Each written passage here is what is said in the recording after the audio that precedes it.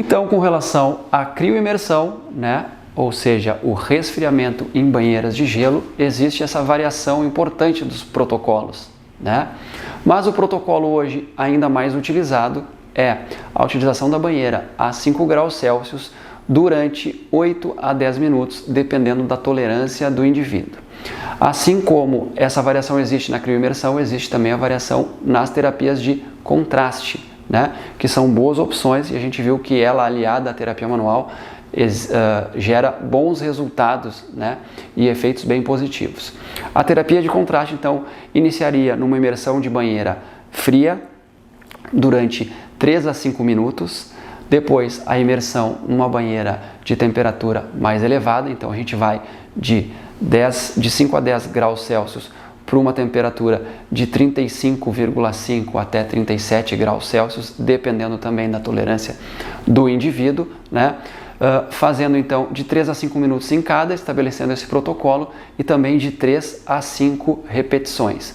Então suponhamos que a gente vai trabalhar com o meu paciente lá uma terapia de contraste, né? Ele resiste bem a baixas temperaturas, então a gente vai colocar a 5 graus Celsius, né, a temperatura ali com o gelo, ele vai permanecer 5 minutos, depois imediatamente ele faz a transição para a banheira quente a 35,5 graus Celsius e permanece durante mais 5 minutos, voltando para a banheira de gelo mais 5 minutos, depois transição, transição, transição. Então seriam 3 blocos, né, de 5 minutos em cada banheira, isso daria um total aí de 30 minutos.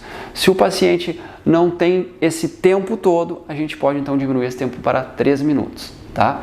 Isso também vai de acordo com a percepção do paciente, né? Então eu preciso sempre desse feedback, né? Tanto como efeito agudo quanto com o efeito mais tardio, de 24 horas a 48 horas. E aí eu posso ir montando as estratégias e flexibilizando de acordo com as respostas que ele for me passando. Isso, né? Fechou?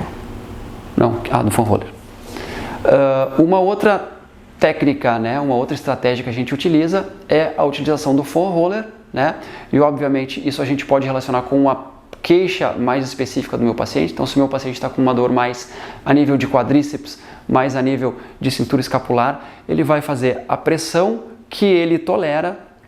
De preferência, a gente deve usar então os rolinhos com uma densidade maior, porque eles geram mais efeitos positivos, né? E aí a gente vai abordar cada região sintomática aí por mais ou menos de 2 a 3 minutos, né? Fazendo o rolo associado a essa pressão. E sempre que possível, né, se o paciente tiver uma boa percepção e uma capacidade, a gente colocar algum tipo de exercício, tanto de mobilidade quanto de flexibilidade, no pós-período que ele já tenha feito, né, a utilização do foam roller. É uma boa maneira também, não deixa de ser uma recuperação ativa, né, para esse paciente, e a recuperação ativa ela também tem boas respostas fisiológicas e também fatores, né, de percepção subjetiva do paciente bem adequados. Feito Carreto. Isso, né? Acho que só faltou do encerramento, né? Só o encerramento. Não sei se você quer falar mais alguma coisa. Não sei, posso falar. A crio, que era... Pistolinha, crio, contraste, foi isso. Tá, então fechou. Então é isso, pessoal, né? Busquem individualizar cada vez mais o tratamento do paciente de vocês, do atleta de vocês. Busquem cada vez mais individualizar os processos de recovery, né? A gente viu aí muitas opções, né?